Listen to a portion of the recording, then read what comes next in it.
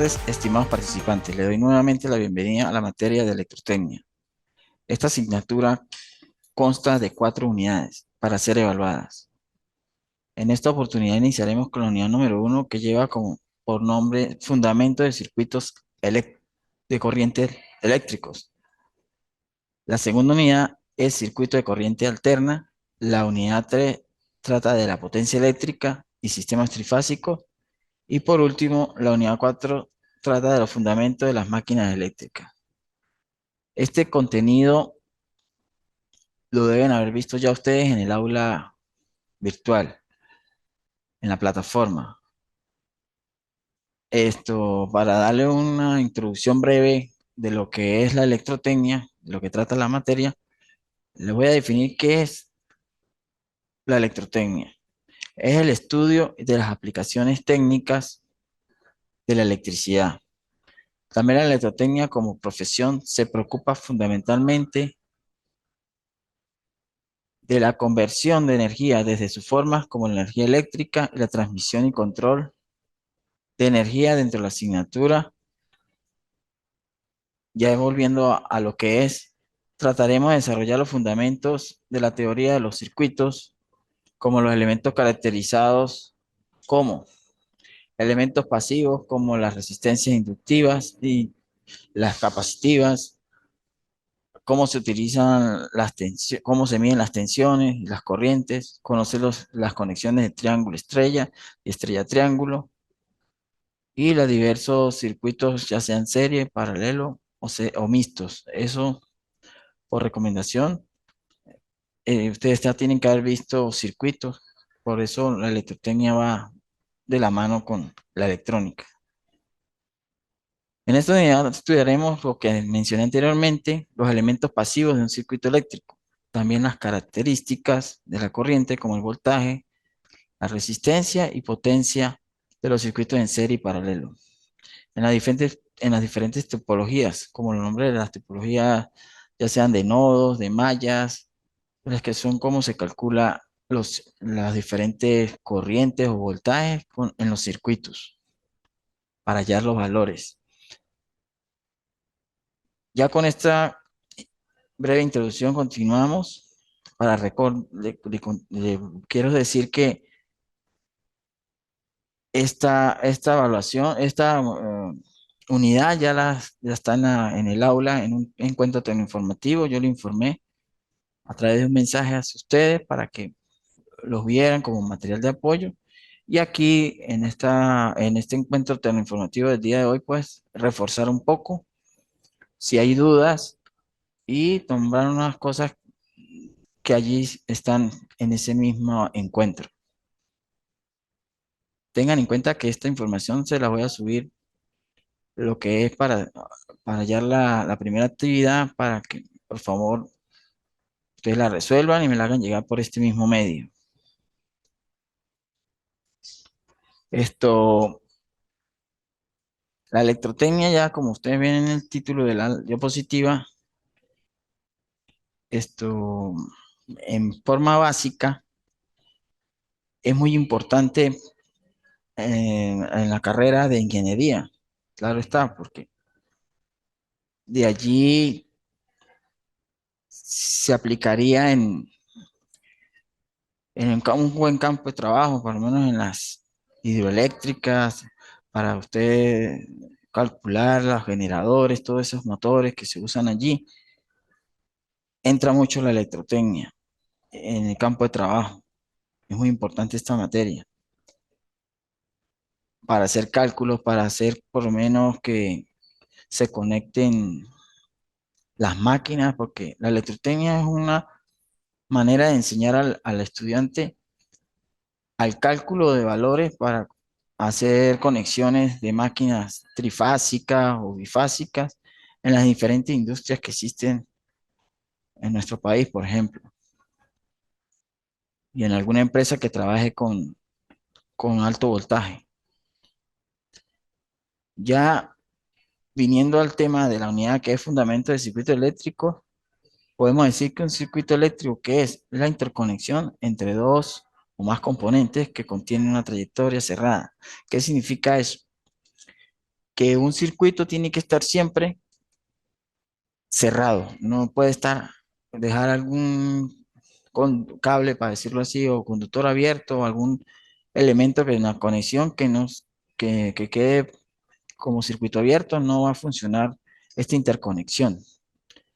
Entonces, para que tengan en cuenta, el circuito, para que sea un circuito, incluye que tenga conectado varios elementos, como resistencia, fuentes, interruptores, condensadores.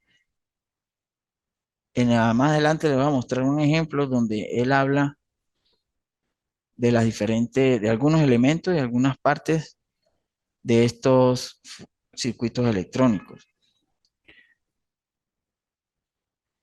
Aquí está un ejemplo sencillo, como lo vimos, si muchos recuerdan, cuando estaban en bachillerato, vieron alguna vez en la parte de electricidad algún proyecto que le enviaron de hacer un circuito sencillo con solamente una batería de 1.5 voltios, la llamada tabaquito o la AAA, y con un switch y un bombillo de 1.5 voltios o 3 voltios, hacerlo encender a través de un switchecito normal. Esto, como ustedes pueden observar aquí, está conectado a quien genera el voltaje es la batería o la pila. El cable este rojo que ven aquí es el conductor que está interconectado. Como ven, todo está conectado, no hay nada abierto. ¿Quién me abre el circuito? Este switch, que sea para apagarlo o encender el bombillo, que va a ser el receptor. A medida que pase el voltaje, la corriente enciende o apaga el circuito, el bombillo. Otro ejemplo, tocándolo por ahí, es el, el- el que tenemos en la vida diaria de nosotros, por lo menos en nuestras casas o en cualquier edificio o residencia. El encender o apagar un bombillo con el apagador, eso es un circuito cerrado y es un circuito en serie. Los parámetros de un circuito electrónico, como pueden ver ustedes en esta diapositiva, está una teoría sobre ello, pero lo más importante que les puedo explicar sobre eso es que los parámetros y los elementos son muy diferentes, no es lo mismo, ¿no? Una cosa es elemento y otra cosa son parámetros. Por lo menos los elementos de un circuito son, ¿qué cosa? La fuente de voltaje, la resistencia, los condensadores, los diodos, que son componentes que permiten la conducción de la electricidad o de la corriente. En cambio, los parámetros son el voltaje, que es medible, la corriente, que es medible, la resistencia también es medible y la potencia es medible, que se pueden calcular ya sea en sus unidades vatios con la resistencia, potencia para la resistencia sería vatios, la resistencia sería en ohmios, kiloohmios, megaohmios, y la corriente en amperios, miliamperios, microamperios, y el voltaje también puede ser medido en voltaje DC y voltaje AC. Siguiendo con lo que es la parte de los circuitos, tenemos que en este pequeño ejemplo, en esta figura, podemos encontrar lo que le acabé de decir sobre la conexión, sobre lo que es parámetro y para lo que es elemento.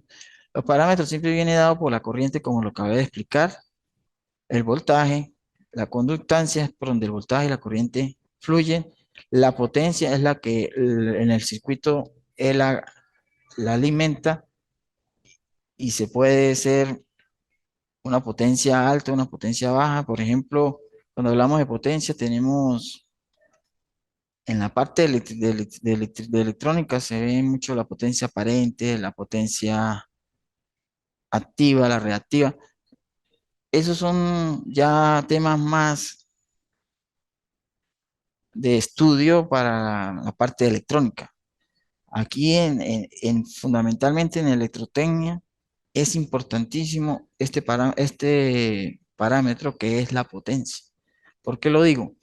Porque la potencia es lo que genera los motores, ejemplo. La potencia es lo que genera en la interconexión de trifásico o interconexión de monofásico. En sí, los motores trifásicos o cualquier motor de trifásico trae su placa. Él allí se le muestra siempre su valor, lo que consume en potencia, lo que consume en corriente, lo que consume en voltaje, cómo está conectado, si en alta o en baja, ya sea en triángulo, ya sea en estrella.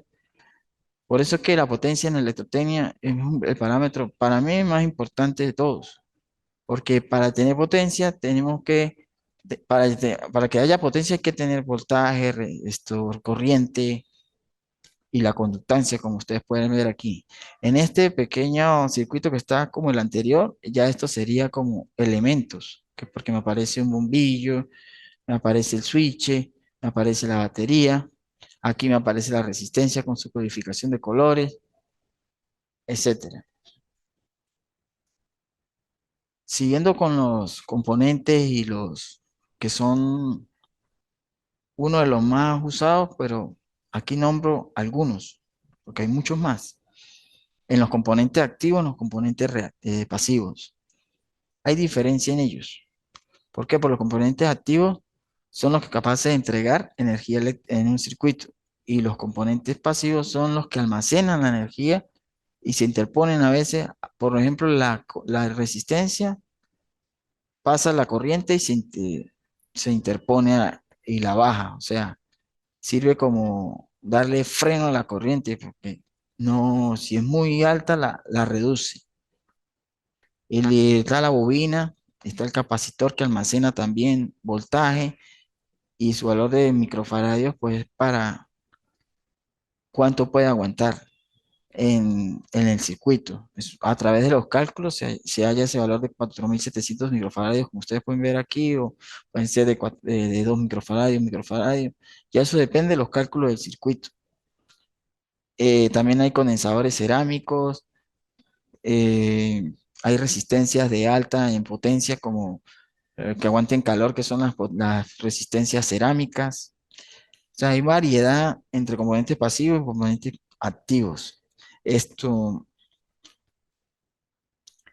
seguimos con estos mismos tipos, pero ya explicándolo en un cuadro comparativo para que ustedes observen allí las diferencias. Por lo menos cuando se habla de base es lo que vamos a dar un ejemplo. Por ejemplo, naturaleza de la fuente. Son los componentes que entregan la potencia y en los componentes pasivos los elementos pasivos utilizan potencia o energía en el circuito. Ya anteriormente les hablé aquí en un ejemplo que los diodos, los transistores, hay diodos LED, hay diodos Zener, hay transistores, hay MOSFET, hay SCR, circuitos integrados. Esos son los activos. Y los que son componentes pasivos son los que las resistencias, los que almacenan, los que se interponen a que pase corriente, las resistencias mismas, el condensador que almacena voltaje y rectifica y controla el ruido que se genera en el circuito, la bobina, que, y hay otros más. En la función del componente, hay los que, como hablé, que unos son los que producen energía, que son activos, y en los pasivos son los que almacenan la energía. Aquí sigue el cuadro comparativo, dando cuando está en forma de ganancia, cuando son capaces de proporcionar ganancia, el otro no son capaces de proporcionar ganancia en los pasivos. El flujo de corriente, pueden controlar el flujo, los componentes pasivos no pueden, el requisito de fuente externa los requieren los activos, los pasivos no requieren fuente externa y por último, los componentes activos son donantes de energía, en la naturaleza de la energía y los componentes pasivos son aceptadores de energía. En esta diapositiva sigue las características. Por lo menos cuando hablamos de corriente eléctrica, depende de la interacción de los electrones en movimiento. Eso es un poquito, viéndolo bien, cuando ustedes vieron la parte electrónica, cuando explican los electrones, los átomos, los neutrones, cuando se unen. cuando se dispersan, cuando están en la unión PN, en la unión PNP, así se conduce la electricidad a través de estos electrones en movimiento. El voltaje se define como la cantidad de energía que hay entre dos puntos. Este voltaje puede ser en alterno, puede ser voltaje continuo. El alterno creo que es como el que entrega Corpolea a nuestra residencia, y el continuo, por un ejemplo, es la batería de un automóvil, la batería de los móviles, la batería que se usan para encender una linterna, ejemplo. Eso es con voltaje continuo. La resistencia eléctrica, ¿a qué se debe? Al mismo efecto de los electrones que fluyen por un campo eléctrico. La conductancia es lo inverso, que es la bobina. Cualitativamente es el inverso de la resistencia. En un circuito serie, todo lo vemos en la vida así cotidiana. ¿Por qué? Son componentes que están conectados uno seguido del otro. Ejemplo, la serie mm, en las luces de Navidad, que lo colocamos a los arbolitos de Navidad, eso es un circuito en serie, porque están conectados todos esos bombillos en serie. Cuando es un circuito paralelo, yo tomo el ejemplo de la batería del carro, le conecto en paralelo un bombillo y él me va a encender, tomando en cuenta su polaridad, que en la parte del bombillo positivo va en la parte positiva. Si lo conecto al revés, lo voy a quemar. Hay que tener muy en cuenta la polaridad en la parte de corriente directa, que es el voltaje DC, es bastante,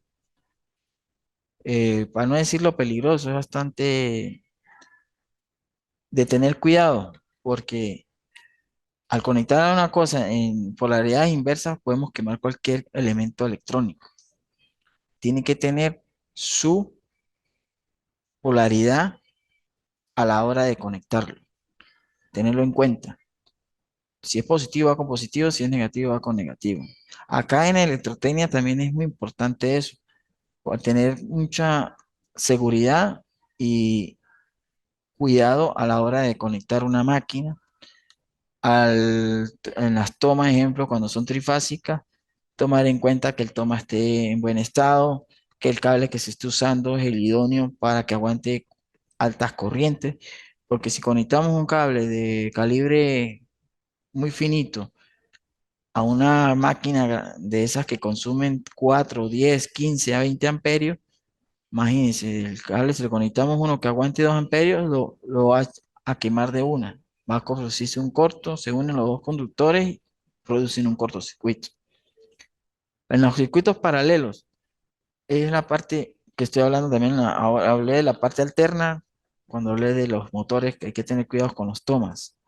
Y siguiendo ahora otra vez con los circuitos paralelos, pues si yo conecto un bombillo tras otro en paralelo a la batería, el voltaje me va a minimizar porque va a haber más consumo, entonces ya los bombillos no van a encender de la misma manera que conecte uno solo. Si conecto 3 4 5 10 bombillos, por ejemplo, tomando en cuenta la automóvil otra vez el ejemplo, ellos usan un alternador. ¿Qué hace el alternador? Regular el voltaje y mantenerlo para cuando encendamos las luces del automóvil, no baje el voltaje, y para usted no encender el radio, encender otra o las otras funciones que tiene el automóvil y no se caiga el voltaje ni falle el automóvil. Por eso el generador sería el alternador para que se mantenga el voltaje idóneo. Aquí ahora vamos a hablar de la tipología de los circuitos. ¿Por qué tipología? Porque en los circuitos, si ustedes pues recuerdan, hay varias maneras de hallar un circuito, sea serie, sea paralelo, sea mixto, tomando las reglas de nodo, rama, las leyes de Kirchhoff, que son las mismas. La ley de Ohm se usa para calcular alguna corriente, algún voltaje o alguna resistencia. Aquí en los nodos tomamos en cuenta la unión entre tres o más elementos. Aquí lo pueden ver, miren. Aquí en este circuito hay una, dos, tres, cuatro, cinco, seis resistencias, siete, ocho, con una fuente de corriente y una fuente de voltaje. aquí hay otra fuente de voltaje. ¿Qué hace para ir reduciendo el circuito? Los va tomando para allá los valores, ejemplo, de esta resistencia de aquí arriba, tomo un nodo de aquí, de este extremo a este extremo.